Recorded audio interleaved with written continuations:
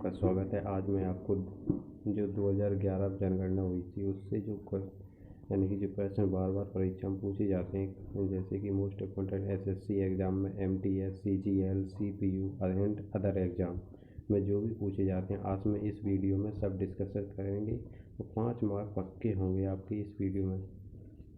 100% एक ना एक क्वेश्चन हमेशा ही पूछा ही जाता है, वो एसएससी एग्ज़ाम में, चाहे वो सीपीयू हो, चाहे एमटीएस हो, चाहे अदर एग्ज़ाम हो।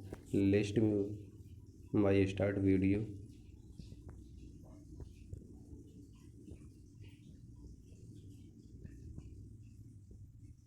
मेरा फर्स्ट क्वेश्चन है, भारत में पहली जनगणना की शुरुआत, यानी कि जो भारत में पहली जनगणना की शुरुआत हुई थी वो कब हुई थी? 1872 में। कब हुई थी? 1872 में, लॉर्ड मेयो के कार्यकाल में। किसके? लॉर्ड मेयो के कार्यकाल में। उद्देश्य में नियमित जनगणना की शुरुआत 1881, लॉर्ड रिपन के कार्यकाल में। किसके? लॉर्ड रिपन के कार्यकाल में।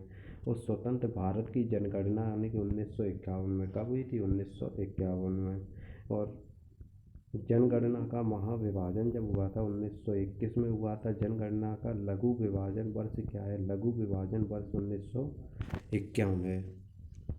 नेक्स्ट क्वेश्चन है हमारा, अगर हमारी वीडियो आपकी अच्छी लगी हो तो प्लीज़ हमारी चैनल लाइक सब्सक्राइब यार ज़रूर कर दिया करो, इतनी मेहनत से वीडियो बनाता हूँ।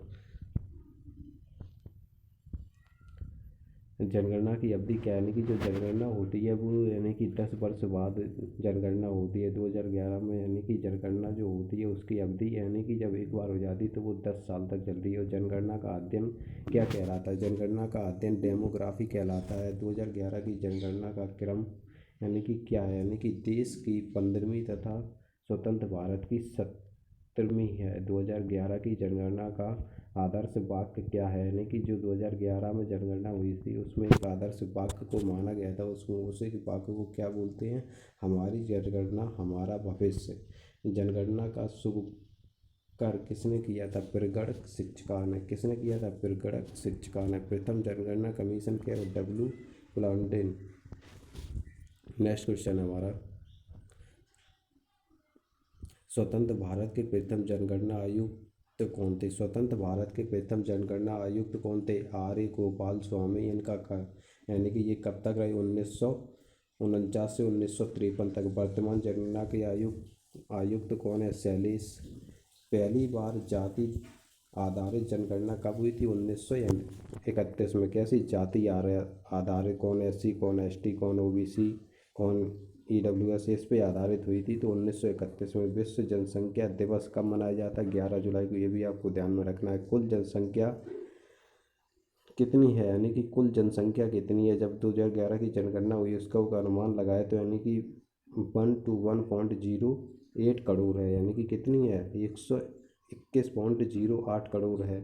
अगर हमारी वीडियो अच्छी लगी हो तो प्लीज़ हमारी चैनल लाइक एंड सब्सक्राइब यार कर दिया करो। नेक्स्ट है, भारत में विश्व जनसंख्या का भाग क्या है? भारत में जो यानी कि भारत में विश्व जनसंख्या का जो भाग है यानी कि 17.5% है। पुरुष जनसंख्या कितना है? पुरुष जनसंख्या यानी कि 62.32 करोड़। अगर इसे प्रतिशत में देखा जाए तो यानी कि 51.47% है। महिला जनसंख्या अगर इसे करोड़ में देखा जाए तो यानी कि 58.75 करोड़। प्रतिशत में देखा जाए तो 48.53 करोड़ है। 10 की यह वृद्धि दर कितनी? यानी कि 17.7%। वार्षिकीय वृद्धि दर कितनी है? 1.64%। कुल साक्षरता दर कितनी? यानी कि जब 2011 की जनगणना हुई थी उसमें ये अनुमान लगाया गया था कि कितने महिला और पुरुष सभी कितने पढ़े लिखे हैं, उसके हिसाब से ये परसेंटेज निकाला गया। यानी कि 73%। कितनी है? 73%। और पुरुष साक्षरता दर कितनी है? पुरुष साक्षरता दर यानी कि 80.9%। नेक्स्ट क्वेश्चन है हमारा, महिला साक्षरता दर कितनी है? महिला साक्षरता दर यानी कि 64.6% है। लिंग अनुपात कहना है यानी कि 1000 पुरुषों पर कितनी महिला है? 1000 पुरुषों पर यानी कि 1000 पुरुषों पर 943 महिला हैं। शिशु लिंग अनुपात कहते हैं यानी कि 0 से यानी कि जन्म से 6 वर्ष में कितने, यानी कि ये लिंग अनुपात बच्चे पैदा होने की संख्या को एक आंकड़ा लगाया गया यानी कि 919। जनसंख्या का घनत्व कितना है? यानी कि जनसंख्या का 382 व्यक्ति 382 व्यक्ति वर्ग किलोमीटर में फैले हुए हैं। कितने? 382 व्यक्ति 1 वर्ग किलोमीटर में फैले हुए हैं।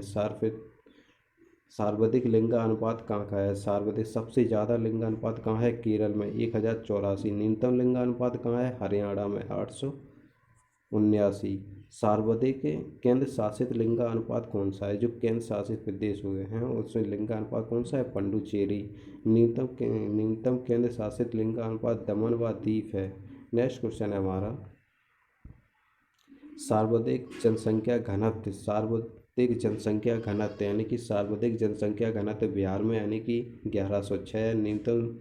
न्यूनतम सर्वाधिक जनसंख्या घनत्व, न्यूनतम सर्वाधिक जनसंख्या घनत्व यानी कि अरुणाचल प्रदेश में 17 है। सर्वाधिक केंद्र शासित जन घनत्व कहाँ है? सर्वाधिक केंद्र शासित जन घनत्व वो भी दिल्ली में है।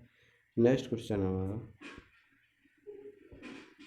न्यूनतम केंद्र शासित घनत्व अंडमान निकोबार है। कहाँ पर है? अंडमान निकोबार। सर्वाधिक जनसंख्या उत्तर प्रदेश में यानी कि सर्वाधिक जनसंख्या कहाँ पे है? यानी कि 19.98 करोड़ यानी कि 19.98 करोड़। न्यूनतम जनसंख्या कहाँ पर? सबसे कम जनसंख्या कहाँ पर है? यानी कि 6.11 लाख। 6.11 लाख। सर्वाधिक केंद्र शासित जनसंख्या कहाँ पर है? दिल्ली में, अपने दिल्ली में। न्यूनतम केंद्र शासित जनसंख्या कहाँ पर? लक्षद्वीप में। कहाँ पर है? लक्षद्वीप में। एकमात्र राज्य जहाँ जनसंख्या घटी थी, एकमात्र वो ऐसा राज्य था 2011 की जनगणना के अकॉर्डिंग वहाँ पर क्या हुई थी? जनसंख्या घटी थी, उसे बोलते हैं नागालैंड। ये आपको ध्यान में रखना है।